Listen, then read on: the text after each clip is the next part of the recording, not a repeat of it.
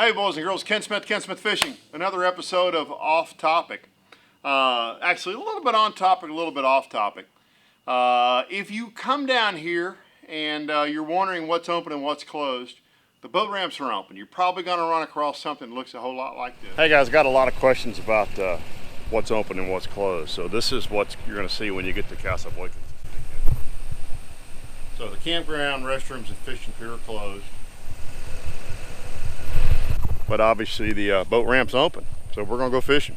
Let's go see what's going on today. It's the day after the full moon. Should be interesting. You know, I know I pointed the camera over here to the ramp and said the boat ramp's open. I worked this morning. It's 10:50 Wednesday morning. Check this out.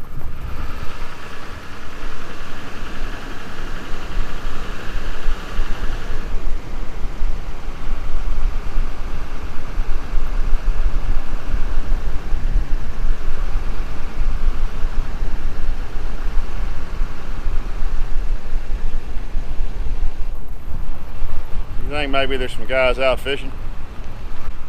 I'm gonna go join them.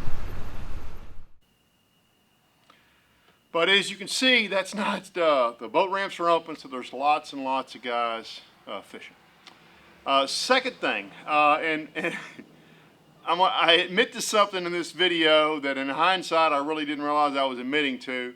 But if you're down at the lake and you're looking something, look, if you live down here or you're down here and you're not fishing and you're looking for something to do with the family, just because you're getting stir crazy. This is something that Sarah and I discovered. I knew about it. I had never investigated it, and I've been coming down here, golly, since the 80s. But this is, I don't know how long this has been there, but this is really cool, so check this out. And several things I want to cover today, but one of the things I want to show you guys, Sarah and I, like most folks, are getting pretty stir crazy being in the house all day. And we wanted to find a place to go walk. And I had heard anyway, that here at Cassels Boykins there were trails. That's all I really knew. And come to find out there's some bike trails through the woods here at Cassels Boykins. We came down earlier this week, one evening, and I will suggest to you, by the way, the trail gets pretty narrow if you're going to walk it. It is a bike trail, but I would wear long socks and certainly bring mosquito repellent. Now, interestingly, we didn't really have mosquito issues, but if we'd been any later in the day, we would have. But it starts right there. You see this sign over here, and what you'll see there is there's 4 loops out through the woods. We did the yellow loop, which is the 1.26 mile loop, and I tell you, it's a really good walk. It's quite a bit of up and down. It's right out through the woods, man. And there's actually a couple of these stationed around. So they're the things you can work on your bicycle with. I believe there's an air pump there as well. It's a cool deal. We really enjoyed it. We'll do it again. But I will tell you that there's a couple of places on the loop we did, 2 places in particular, that you're either really going to have to be good on a bicycle or you're going to have to carry your bicycle for 30, 50 yards. Probably 30 yards at the worst. And there's some places, if you like getting muddy, you're going to get muddy down in there too. So on a bicycle, walking, not a problem. So if you're just looking for something to get out and do a little social distancing. Now I know the park's closed, so we did that. The sign's now up saying the park's closed, so maybe you shouldn't be doing that right now. I'll leave that up to your discretion. But it's a nice area. So there you go. Okay, a couple of other off-topic things. If you didn't see it, I guess sometime maybe last week, Aaron Martins had a seizure, or maybe some seizures. They discovered some lesions on his brain. I believe Monday or Tuesday of this week in Alabama. He had brain surgery. My understanding from everything I read today is that he's home finally and doing well. I can't imagine I can't imagine how scary that is to start with, but much less at a time when your family can't be with you at the hospital. So, Aaron, I don't know you, but you seem like a super nice guy, one of the really nice guys in the fishing industry. I hope you're doing well. I hope your family's doing well, and I hope you recover quickly and you're back out there fishing as soon as we can all get back out there and start tournament fishing again. Sarah came home from the Brookshire Brothers earlier this week, And by the way, so those of you who don't know, my wife Sarah has worked in the child advocacy arena since she got out of college, University of Oklahoma. And she puts me in touch, she makes me understand some things, she exposes me to some things that I have never been exposed to before. And we were, as most of you are, we bring our groceries home, we're wiping them down with with the wipes before we put them up, trying to be as safe as we can for ourselves and our family. And she bought taco, but we were gonna have tacos. And she bought Taco Bell refried beans. And I kind of looked at her and I said, Taco Bell refried beans? And she told me something I didn't know. So there's a program, I think across the country, but certainly here in Texas, called WIC, W-I-C. It stands for Women, Infants, and Children. It's a little bit like food stamps, but it's not. It's for women who have infants and children who are in a income classification where they need help letting their family eat properly. And so she showed me, she said, well, the people who get WIC, their card gets reloaded the 1st of January, the 1st of the month. And this would have been the 4th or 5th of the month when this happened. And she said there was only a few selections in this area that were WIC approved. And I said, how did you know that? So she showed me, and here's what it looks like. When you're at the store and you're shopping, if you see it, sometimes they're pink and sometimes they're red. If you see that little WIC, that's what those people can buy with that WIC card. So they're buying for themselves, it's low income. And look, even people who weren't WIC approved just a month ago, single moms, families with low income, they're probably applying for the WIC program now to feed their families. And it made me very conscious. She said, I wasn't going to buy something because of the shortages on the shelf that was WIC approved. I love her. She's great about this kind of stuff.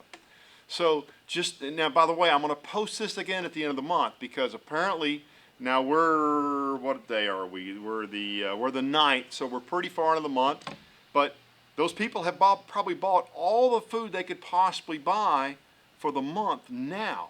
Their cards will get reloaded again May the 1st. I don't see us being through the sort of food shortages we're experiencing right now. So I'm just planting this in your head. If towards the end of the month, the beginning of the month, you're going down the aisle and you need something and there's 2 or 3 selections and one of them's WIC approved, buy the one that's not WIC approved.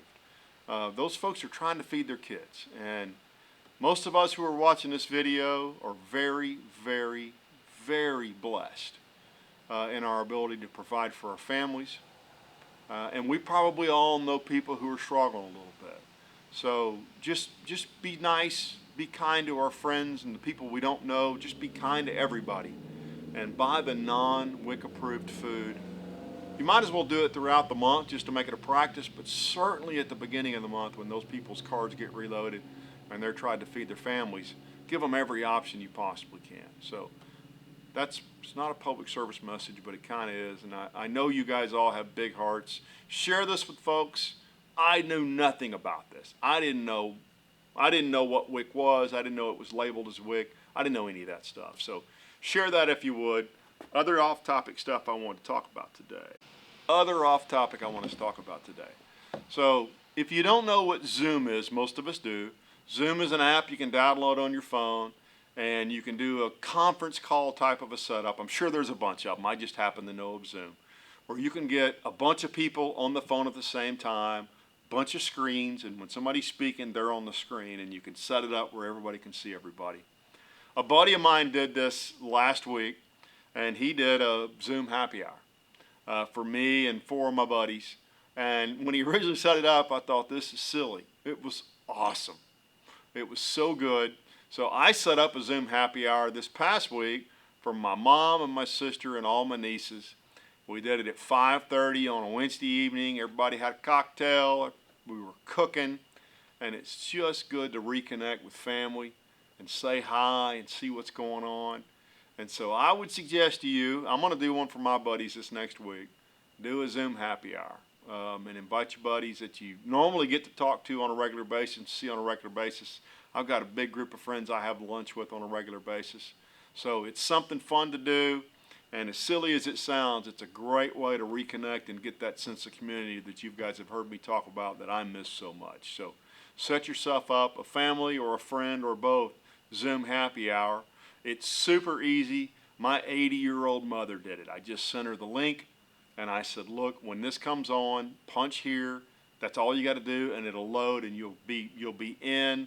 I showed her how to turn the camera on, which is super simple. It's a button at the bottom, and bam, we could all see each other. So check out Zoom, or if somebody knows another one, post it below, but Zoom certainly worked for us. I think I had one or two more things I wanted to mention here. So in the videos I've been doing where I'm showing folks fish that they've caught all over the country, a guy sent me this picture, and it was he hooked that fish to weigh that fish under the gill plate. And I've always poked when I want to weigh a big fish. Of course, a lot of times I'm tournament fishing, so I put the ring through their chin and snap them on. And you guys know I've talked about this. I don't know if you can see them or not, but I use the ones that have the poke through the chin rings because I don't trust the snap ones yet. I haven't found one that I trusted. So typically when I'm weighing a fish, it's because I'm in a tournament and that's why I weigh it. But the guy sent me this photo, and I thought, what's the best way to weigh these fish? So I reached out to Todd Driscoll. And Todd, bear with me for one sec.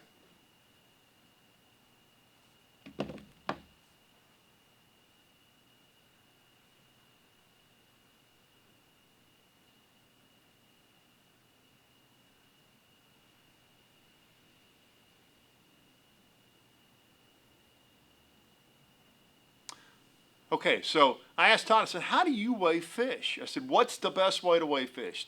In the chin thing like that guy did, poke a hole through like what I do? And he goes, well, that's a great question. He said, first off, as a fisheries biologist, so those of you who don't know, Todd Driscoll is a fisheries biologist. He oversees a lot of southeast Texas, including RAYBURN, Toledo Bend, a bunch of these lakes around here.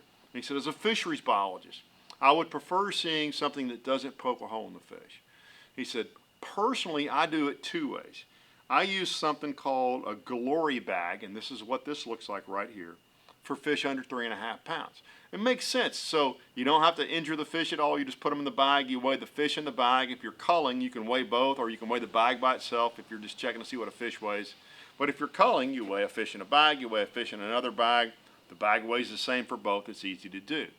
He said, if it's over 3.5 pounds, so basically it doesn't fit in that glory bag, I use a Gen 2 clamp culls from TH Marine, these right here.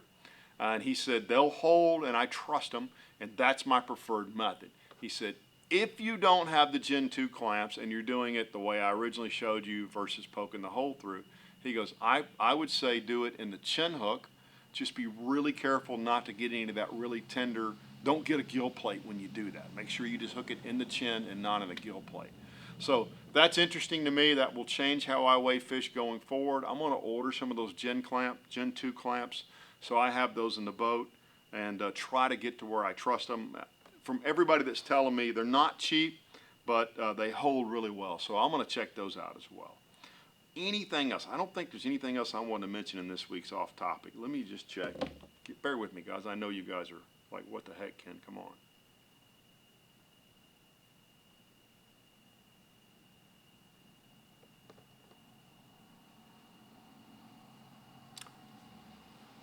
Okay, I think that's pretty much it. That's my off topic for the week.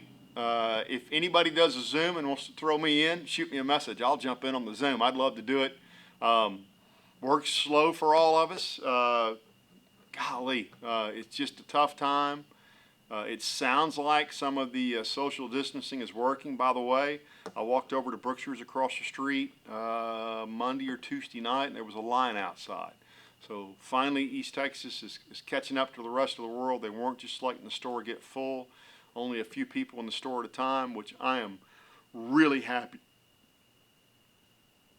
To see down here. We got to be cautious. The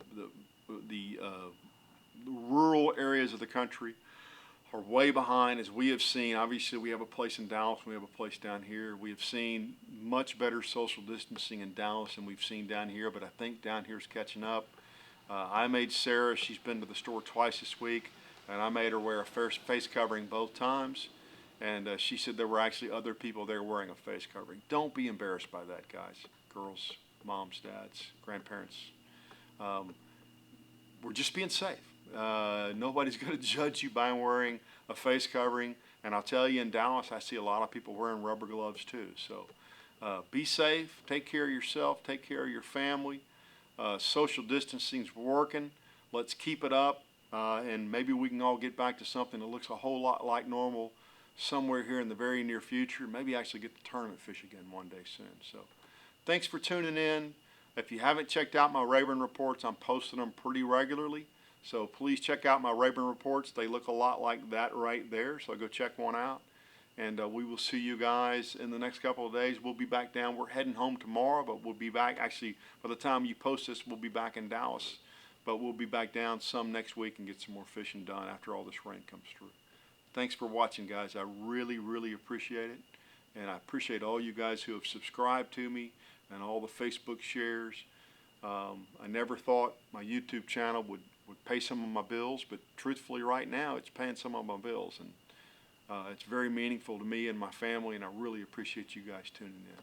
We'll see y'all really soon. Thanks.